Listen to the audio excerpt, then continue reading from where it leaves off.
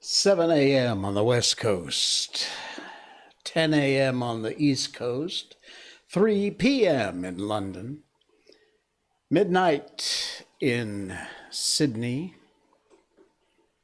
and in Malaysia, it's 1964. I'm Jay Sheldon, and I'm not wearing pants. And I am hot as hell. No, I don't mean that kind of hot. I mean hot. There is no breeze outside. The sun was a scorcher today. And because of that, it didn't, usually at night, sun goes down, breeze comes in, maybe a little storm. There were no storms here. There is no breeze outside. The air is absolutely dead. And so am I.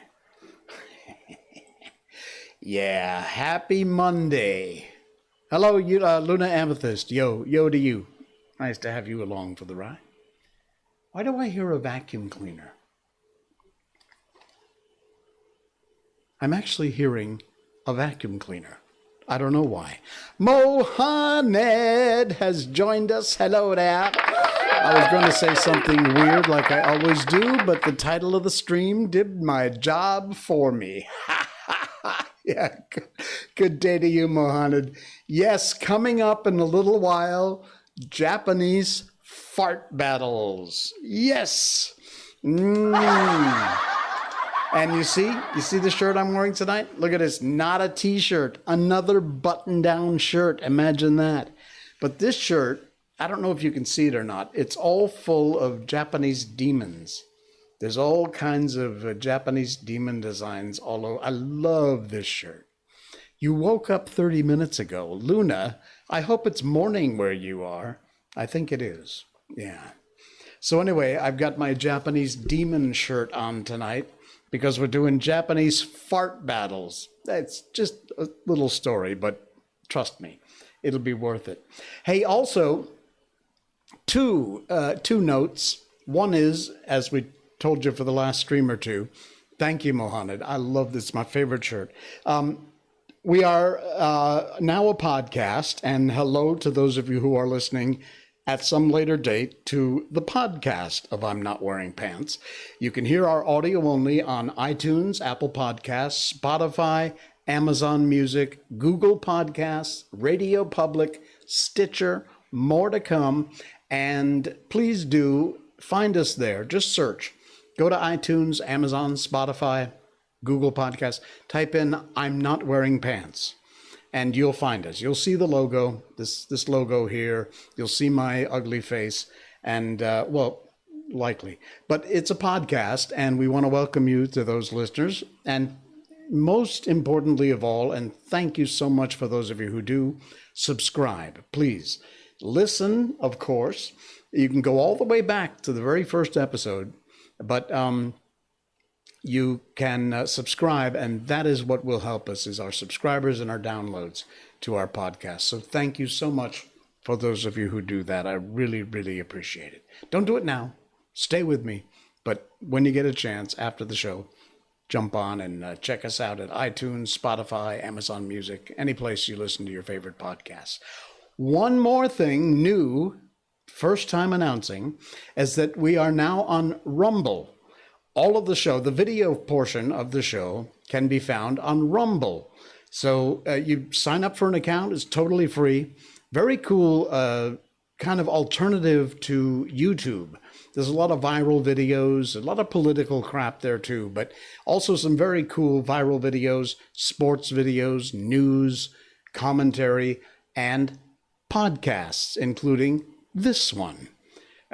So go to Rumble and search for I'm Not Wearing Pants or Jay Sheldon, but I'm Not Wearing Pants will take you directly there.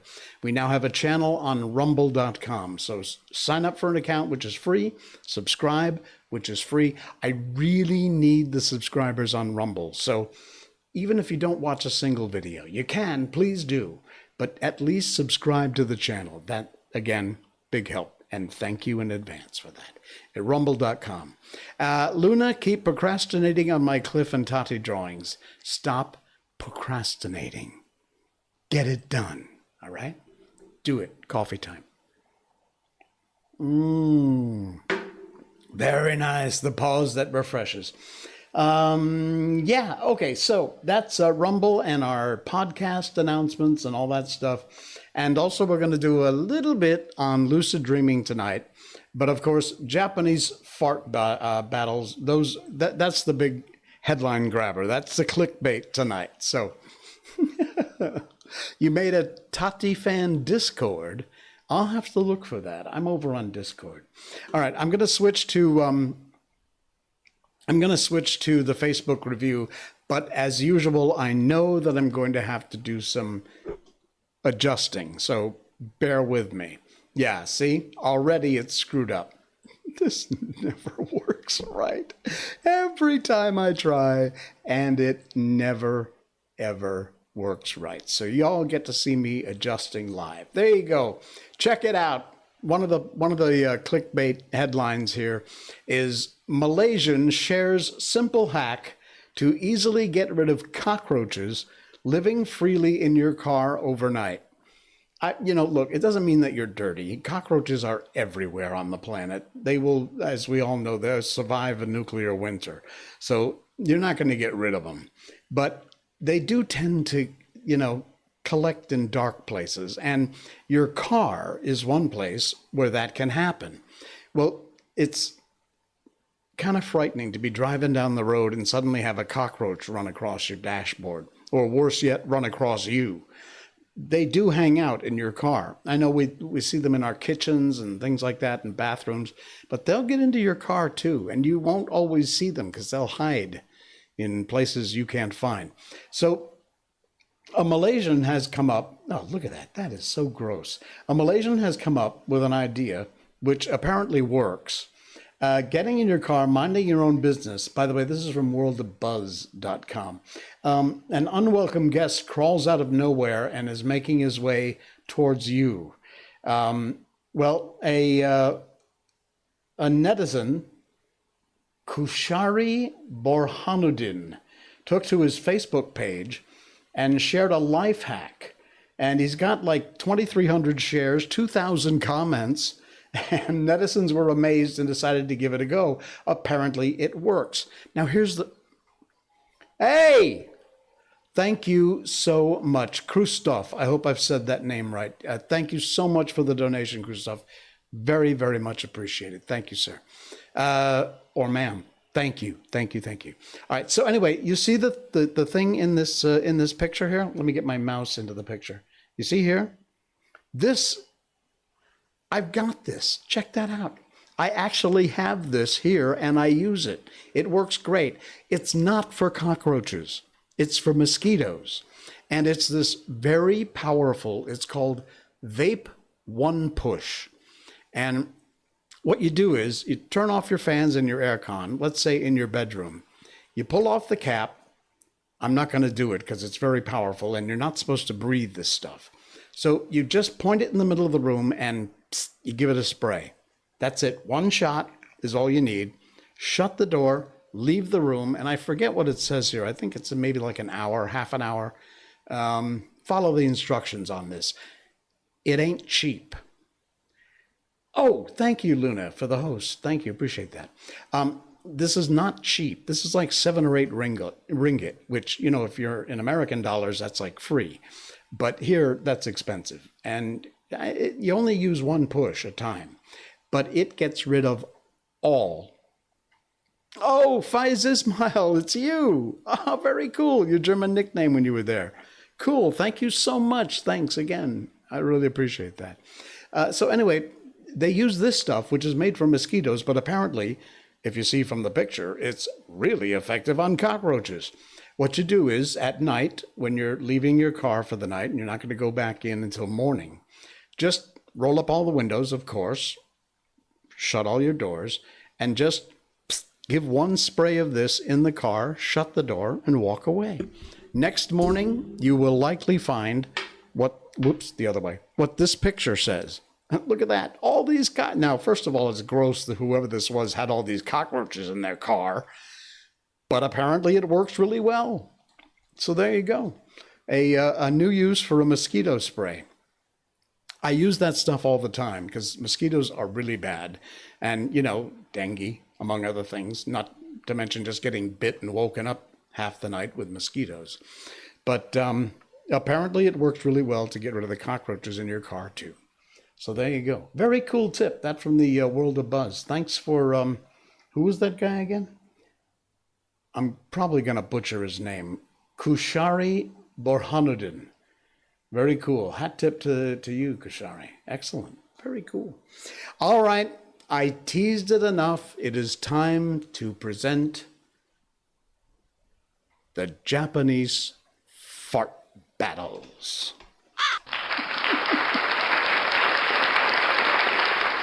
A little background before we get into it.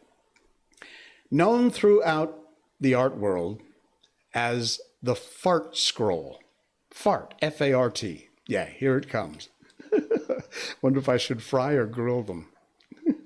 All right, in 19th century classical Japan works, 19th century, so that's the 1800s, depicts warriors training for a fart battle, or higasan, apparently in Japanese.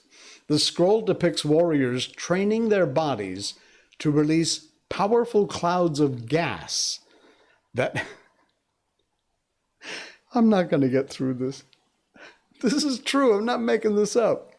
That would release powerful clouds of gas that would uproot trees and even send cats shooting across the room. The warriors even learned how to capture their gas in bags. Oh, man. To release it later, terrorizing opponents with a new form of biological siege.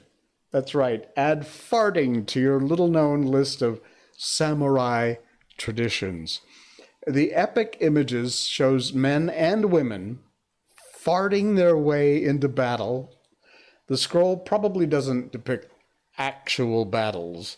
Instead, the farts serve as a metaphor, most likely for the arrival, wait for it, the arrival of Westerners in Japan. Another theory claims that it represents the decline of the samurai.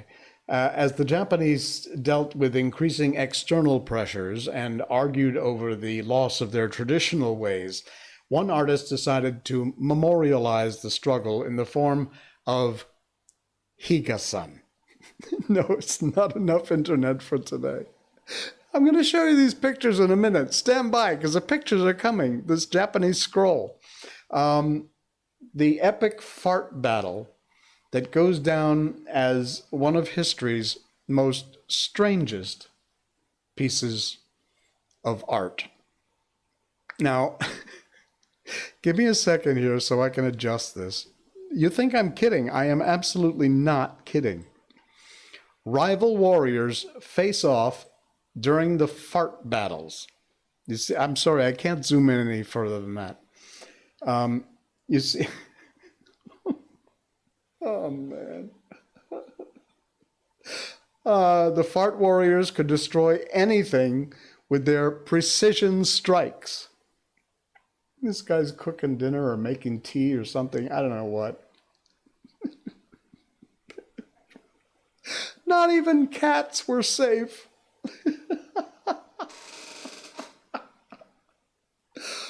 Oh, man. The smell of victory. Female warriors also participated in the battles. I'm enjoying this way too much. And then I read where it's supposedly an analogy for the Westerners. And here is a picture depicting fighters farting into bags to create fart bombs. Oh man, I'm dying. Seriously. Apparently the only defense, and here it is, was a strong fan. Oh man. The powerful gas destroyed entire villages. The strongest warrior could topple an ox. And what's more impressive than chopping bricks in half with your hand? Farting a hole through a board. I can't. Oh, man. Here's a picture of the warriors releasing the bags filled with farts, shocking their enemies. Oh, man, it's not over. Face masks. We're all familiar with face masks these days. It provided only limited relief from the gas. The powerful warriors trained until their farts could uproot trees. These are from the 1800s. Violent battles continued on horseback with no respect for the victims. And before a battle, warriors weaponized their gas with pungent food. Competitions could be a team sport. And they were demonstrating their form and their aim. A group of unsuspecting picnickers didn't realize a fart battle was about to begin. Trees, buildings, and people found themselves swept away. Entire villages faced Godzilla-like destruction. Rivals discussed the terms of engagement, and a warrior escapes to warn the farmers of a nearby battle. Oh, man. I'm sorry. Oh, okay. That was funnier than I expected. Oh, man. Unbelievable. All right. Sorry. I need to drink. I think I need something stronger than coffee after that. Who needs a battle, says Mohammed? Who needs a samurai when you have a fart blast like that? Yeah, you are exactly right. All right, stay with me again while I adjust the screen. I'm sorry. It's just the way things are around here. This is so cool. Wait till you see this. Very cool. These are, you know what a Tesla coil is? You know, Nikola Tesla. These, hang on, I gotta make sure that I've got the audio open. There we go. All right, check this out. These are Tesla coils. You'll recognize the song. Can you hear that? I hope.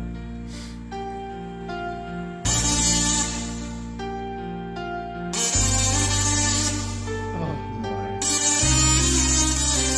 This is real.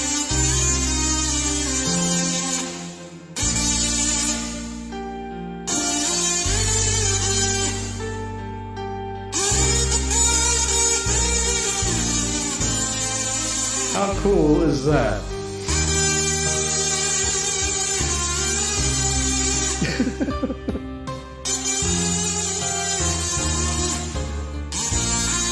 All right, let me pause that. That's from Franzoli Electronics. They are in Brazil. They tuned a set of Tesla coils here, and then I assume with some sort of a keyboard, we're able to play not only the music, but as the notes came out, the Tesla coils fired off, and sometimes they connected, sometimes not, depending upon the frequency.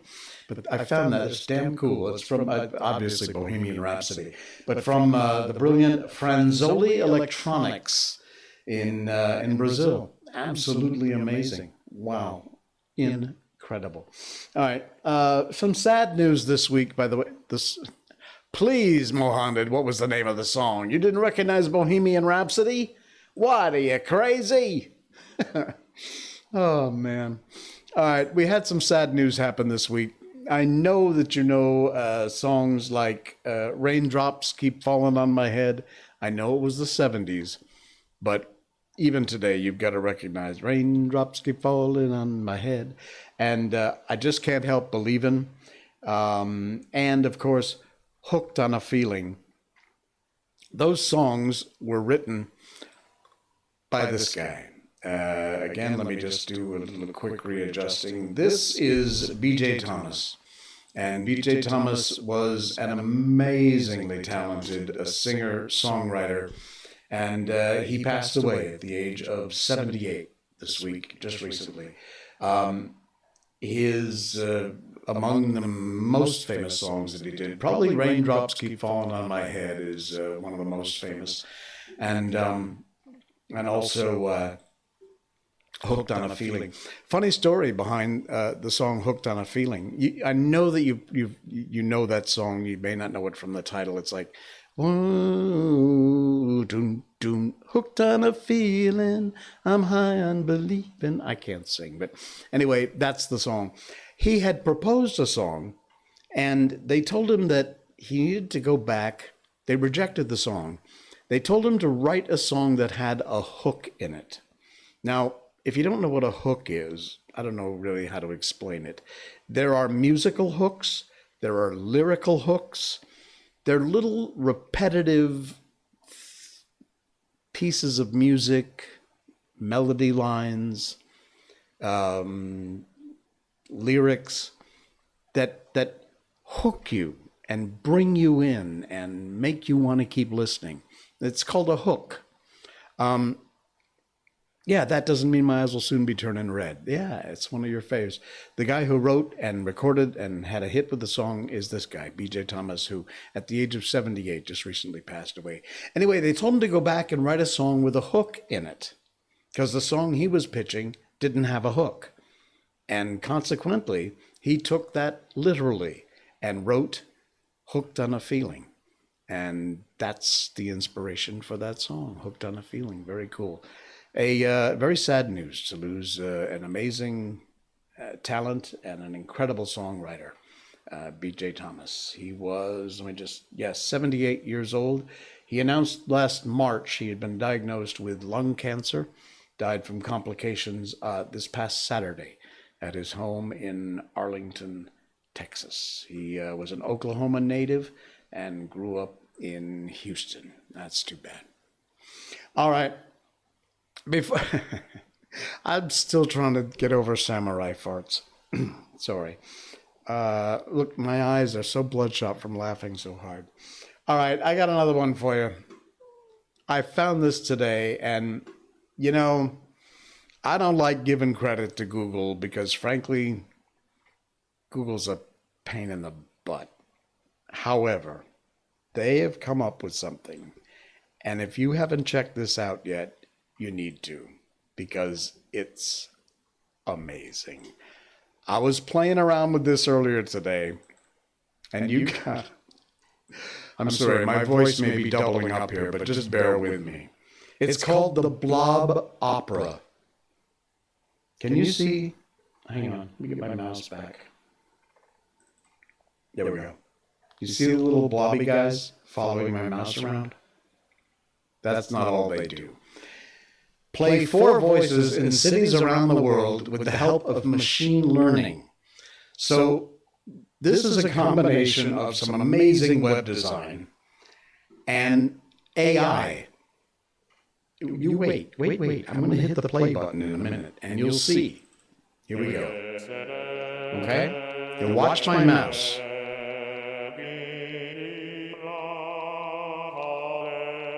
Okay, now watch when I click over here.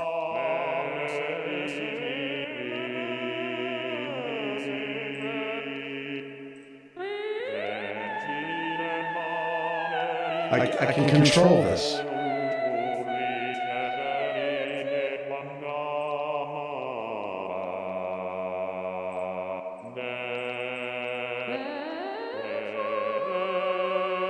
And I'm composing my own opera.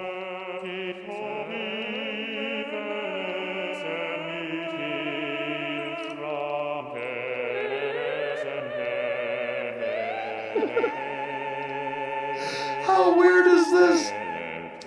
It keeps going on for about 2 or 3 minutes. It records this, and then plays the whole thing back that you created.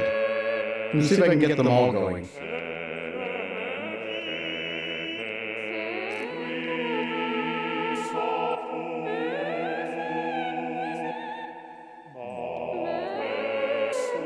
Here we go.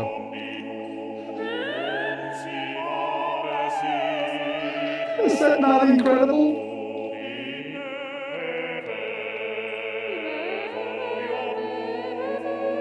And it's actually staying on key because of the AI. I'm just dragging this thing around.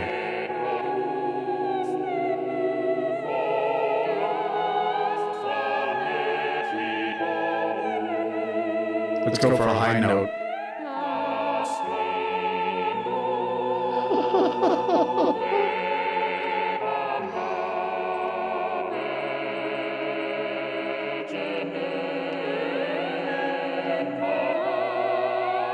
I could play with this all day.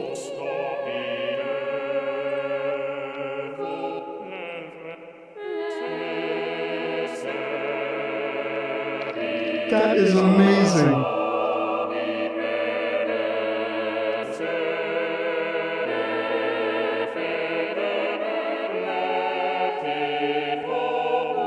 And you can share what you've created.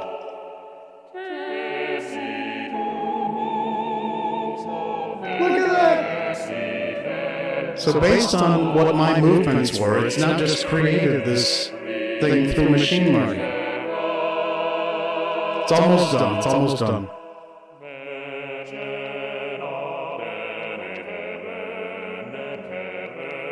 Just a few more seconds. Hang on.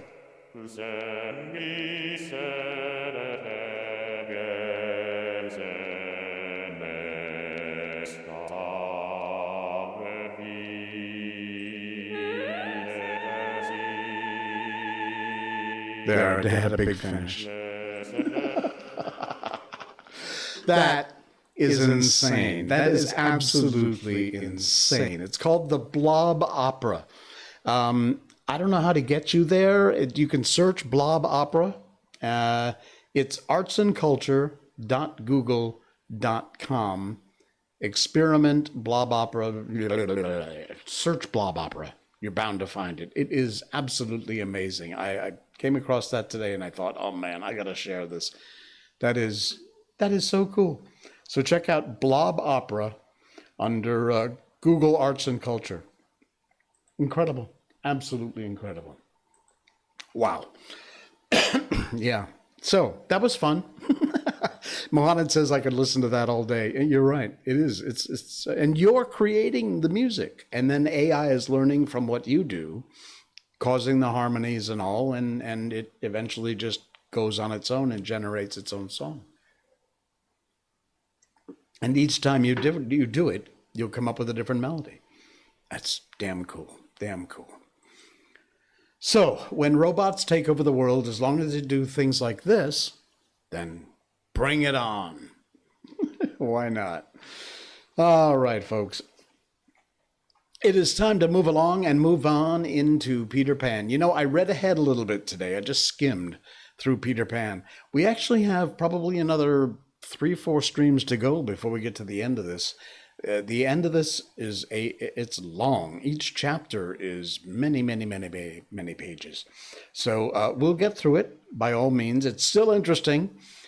Things got very interesting, and yeah. So we're going to move back in here, and as you know, they threw the Lost with the Boys How many times can we sing I'm not wearing pants? That's a good question. Hey, Darren, good to see you. All right, thanks for joining us along for the ride. By the way, if you just joined us, please, we announced earlier today that we are also now on Rumble. Rumble.com. Just search for I'm Not Wearing Pants. If you sign up there for a free account, if you haven't already, Rumble's a very cool alternative to YouTube. We're still on YouTube, Twitch.tv, Facebook, but we're also now on Rumble. We're not live yet, but you can find all of our back podcasts, all 68 of them, I think. After tonight, it'll be 68. On rumble.com. Sign up for a free account. Subscribe. That's what's going to really help me a lot. Subscribe on rumble.com if you can. Okay, on to Peter Pan. And let's see where we left off. It was Wendy who was being threatened by Hook. But it was Wendy who all this time had been bound to the mast, and it was neither that she was listening for a scream nor a crow that she was watching. It was for the reappearance of Peter. Here we go. She hadn't long to wait. In the cabin, he had found the thing for which he had gone in search, the key that would free the children of their manacles. And now they all stole forth, armed with such weapons as they could find. First signing them to hide, Peter cut Wendy's bonds, and then nothing could have been easier than for them all to fly off together. But one thing barred the way, an oath. Hook or me this time. So when he had freed Wendy, he whispered for her to conceal herself with the others, and himself took her place by the mast. Her cloak was around him so that he should pass for her. Then he took a great breath and crowed. To the pirates it was a voice crying that all the boys lay slain in the cabin, and that they were panic-stricken. Hook tried to hearten them, but like the dogs he had made them, they showed him their fangs, and he knew that if he took his eyes off them now, they would leap at him. "Lads," he said, ready to cajole or strike as need be, but never quailing for an instant, "I've thought it out. There's a Jonah aboard." "Aye," they snarled, "a man with a hook." "No, lads, no, it's the girl. Never was luck on a pirate ship with a woman on board. We'll right the ship when she's gone." Now some of them remembered that this had been a saying of Flint's. "It's worth trying," they said doubtfully. "Fling the girl overboard," cried Hook, and they made a rush at the figure in the cloak. "There's none that can save you now, missy," Mullins hissed cheerily. "There's one," replied the figure. "Who's that?" "Peter Pan the Avenger," came the terrible answer, and as he spoke, Peter flung off the cloak. Then they all knew who 'twas that had been undoing them in the cabin, and twice Hook essayed to speak, and twice he failed. In that frightful moment, I think his fierce heart broke. At last he cried, "Cleave him to the brisket," but without conviction. "Down, boys, and at them," Peter's voice rang out, and in another moment the clash of arms was resounding throughout the ship. Had the pirates kept together, it is certain they would have won. But the onset came when they were still unstrung, and they ran hither and thither, striking wildly, each thinking himself the last survivor of the crew. Man to man they were stronger, but they fought on the defensive only, which enabled the boys to hunt in pairs and choose their quarry. Some of the miscreants leapt into the sea. Others hid in dark recesses, where they were found by slightly who did not fight, but ran around with a lantern, which he flashed in their faces, so that they were half blinded, and fell as an easy prey to the reeking swords of the other boys. There was little sound to be heard but the clang of weapons, an occasional screech or splash, and slightly monotonously counting. 5, 6, 7, 8, 9, 10, 11. I think all were gone when a group of savage boys surrounded Hook, who seemed to have a charmed life. As he kept them at bay in that circle of fire, they had done for his dogs, but this man alone seemed to be a match for them all. Again and again they closed upon him, and again he hewed a clear space. He had lifted up one boy with his hook, and was using him as a buckler, when another, who had just passed his sword through Mullins, sprang into the fray. "Put up your swords, boys," cried the newcomer. "This man is mine." Thus, suddenly, Hook found himself face to face with Peter. The others drew back and formed a ring around them. For long the two enemies looked at one another, Hook shuddering slightly, and Peter with a strange smile upon his face. "So, Pan," said Hook at last, "this is all your doing." "Aye, James Hook," came the stern answer. "It's all my doing." "Proud and insolent youth," said Hook, "prepare to meet thy doom." "Dark and sinister man," Peter answered. "Have at thee." Without more words they fell to, and for a space there was no advantage to either blade. Peter was a superb swordsman and parried with dazzling rapidity. Ever and anon he followed up a feint with a lunge that got past his foe's defense, but his shorter reach stood him in ill stead, and he could not drive the steel home. Hook, scarcely his inferior in brilliancy, but not quite so nimble in wrist play, forced him back by the weight of his onset, hoping suddenly to end all with a favorite thrust taught him long ago by Barbecue at Rio. But to his astonishment, he found his thrust turned aside again and again. Then he sought to close and give the quietus with his iron hook, which all this time he'd been pawing the air with. But Peter doubled under it, and, lunging fiercely, pierced him in the ribs. At the sight of his own blood, whose peculiar color, you remember, was offensive to him, the sword fell from Hook's hand, and he was at Peter's mercy. "Now!" cried all the boys.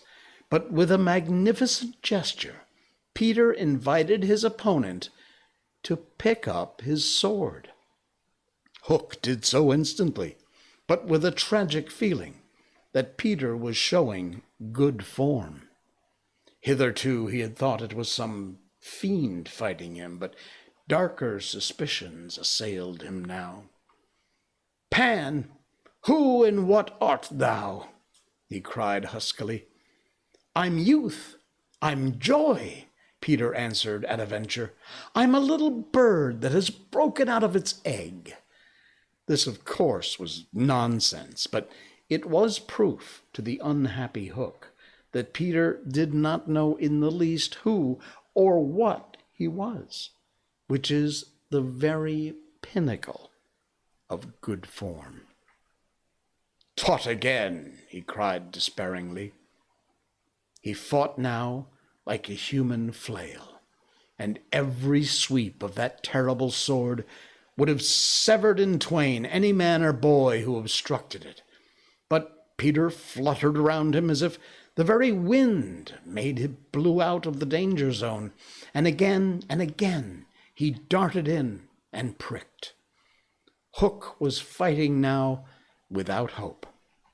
That passionate breast no longer asked for life, but for one boon it caved, to see Peter show bad form before it was in cold forever.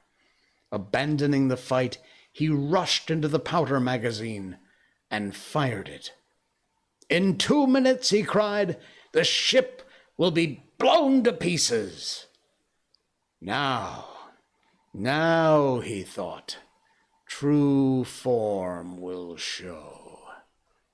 But Peter issued from the powder magazine with the shell in his hands and calmly flung it overboard. What sort of form was Hook himself showing? Misguided man though he was, may we be glad, without sympathizing with him, that in the end he was true to the traditions of his race. The other boys were flying around him now, flouting scornfully, and he staggered about the deck, striking up at them impotently. His mind was no longer with them. It was slouching in the playing fields of long ago, or being sent up for good, or watching the wall game from a famous wall. And his shoes were right, and his waistcoat was right, and his tie was right, and his socks were right. James Hook, thou not wholly unheroic figure, farewell, for we have come to his last moment. Seeing Peter slowly advancing upon him through the air with dagger poised, he sprang upon the bulwarks to cast himself into the sea.